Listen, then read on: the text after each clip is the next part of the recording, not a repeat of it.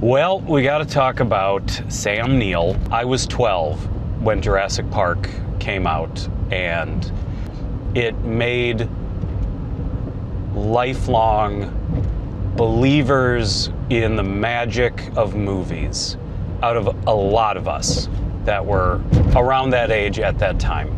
A lot of people contributed to making that movie special. And there are moments where I look back and, Grant laying on the belly of the Triceratops and like feeling it breathe.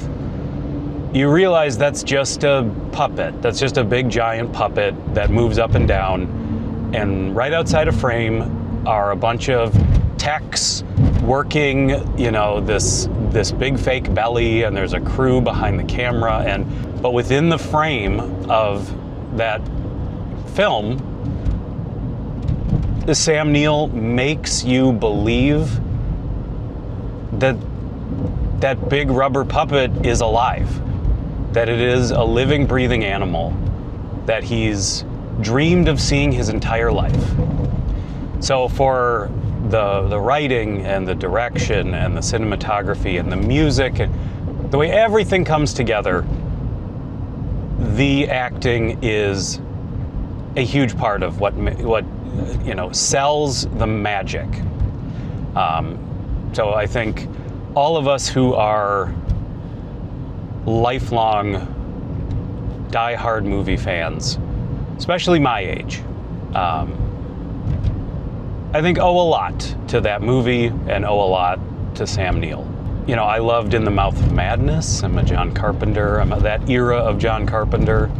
I guess most eras of John Carpenter, but Sam Neill, not always great at covering up his accent. I've seen people on Facebook pointing out Merlin quite a bit, and I agree. I don't think Merlin is amazing, but it is of a time and place.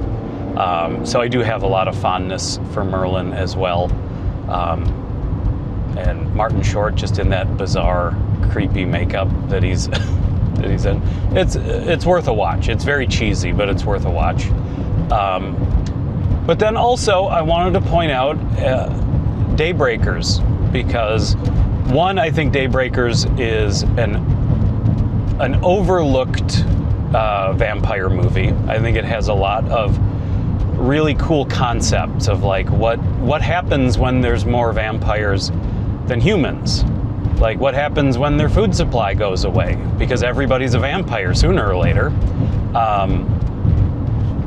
I think that's a really cool world to explore. Sam Neill is an incredible, understated villain. I love a good corporate villain, a good, just like a rich old businessman. And Sam Neill played that so well. Event Horizon, loved him in Event Horizon. Although I will admit that is a movie I really liked when it came out, and I've gone back to and I've kind of thought like, this is not as great as I remembered it being.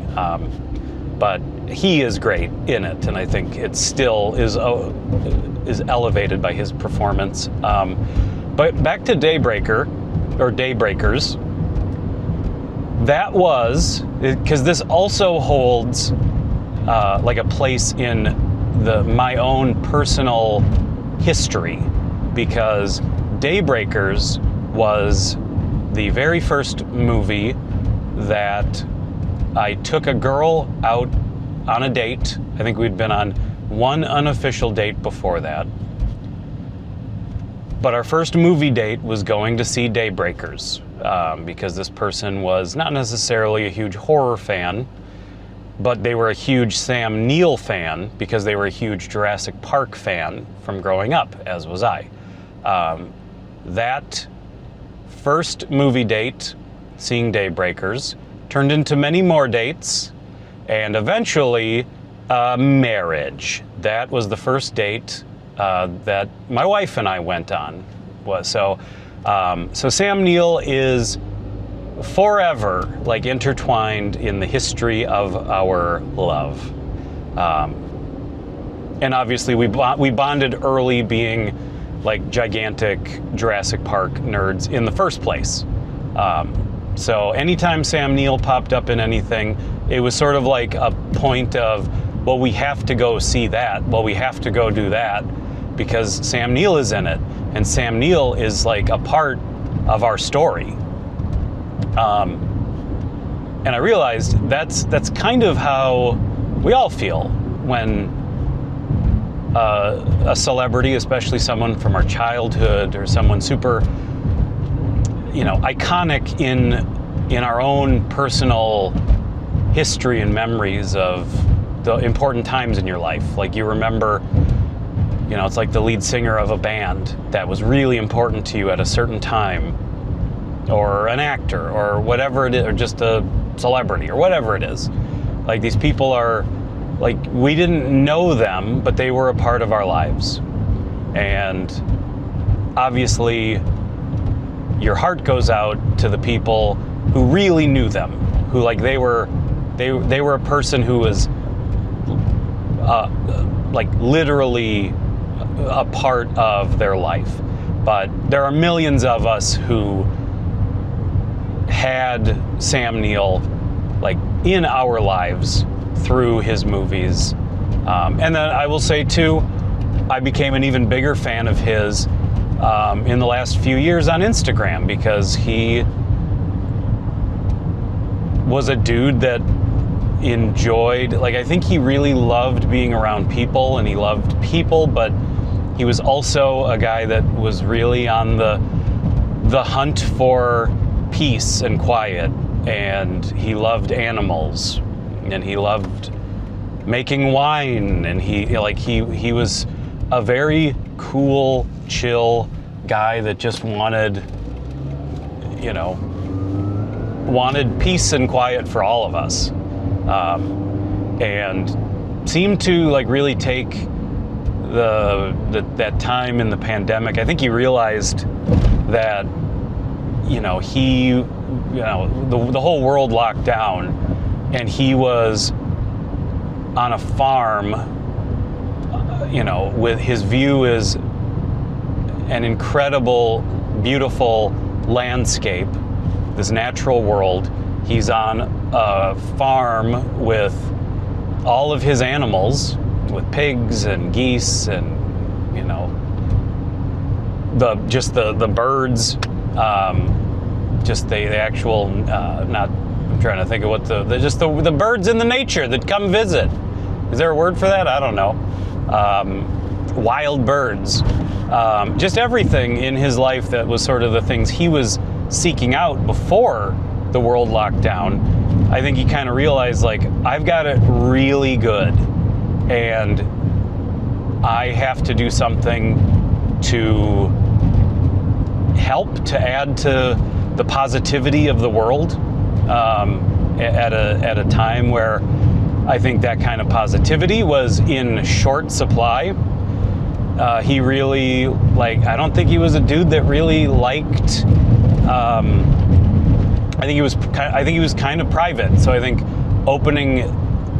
allowing all of us into his world was a big step for him, but I think he viewed it as something that he needed to do to hopefully make all of us being stuck inside for who knows how long a little bit brighter, or a little bit friendlier, a little bit easier to bear, social, parasocial, that sort of parasocial relationship or whatever,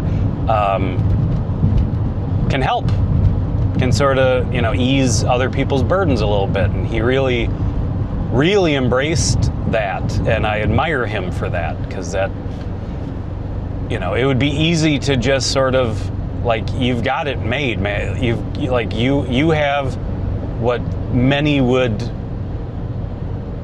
consider the ideal life. And it would have been very easy for him to just be like, well, I got mine. So I'm just shutting everything off, and I'm just gonna live my quiet life with my animals, and it is what it is. But he wanted to make people happy. So as much as for all these years, I really loved him as an actor, and he happened to be in all these things that I really enjoyed, and was just sort of a piece of the fabric of all of that. In the more recent 5 years, I've really come to really like him as a human being, as a person, and admire the way that he wanted the world to be a better place and was always trying to find his little ways to make the world a little brighter, a little happier, a little more fun, a little sillier. So yeah, that's all I really got. That's, I don't know what more I can say. I also really appreciate, I've been reading a lot of celebrities' memorials to him and tributes to him, and pretty much across the board, every single person is like, this is just simply the nicest, fun, like sort of dry-witted, gentle, protective, gracious, like wonderful person I ever met in Hollywood. So he's obviously a good dude. And I also, it's cool now to realize too that as a big fan of Jurassic Park, I think it's really cool that Sam Neill and Laura Dern and Jeff Goldblum like really became lifelong friends while making that movie. And it's cool that they all stayed in touch, and it's cool like all the pictures of them like throughout the years getting together, for dinners or meetups, whatever, anytime that they could be together. It's cool to sort of see that friendship endure and see them sort of grow old together in these pictures. And it's nice. It's just nice. They seem like very nice people, and it's sad that Sam Neill is gone. The world definitely needs more Sam Neills, not less. So I think we all have to pick up that slack a little bit. So go out there, make somebody's day a little better, be a little nicer to somebody. Try to, I don't know, make a joke. Try to brighten some random person's day. Here's a little joke for you. I read this one at the Quick Trip that I go to. They always put lame like dad jokes up on a little dry erase board. I liked this one. It was, what's the name of that rock group? It's 4 guys, but they don't play instruments or sing. God, what is it? Mount Rushmore. I thought that was a funny joke. It has to be worded exactly the right way, and you have to perform it exactly the right way. Otherwise, it's in danger of either elevating outside of a dad joke and becoming legitimately funny, or falling flat on its face. But I thought that was a good one. So I hope that brightened your day. That's my daily trying to pick up a little bit of the Sam Neill slack. We're going to call that the Sam Neill slack that we all got to pick up. Okay. All right, everybody. I will talk to you next time. Thank you, as always, for watching, for subscribing, for commenting, for being here. I appreciate you. And I'll talk to you next time. Bye-bye.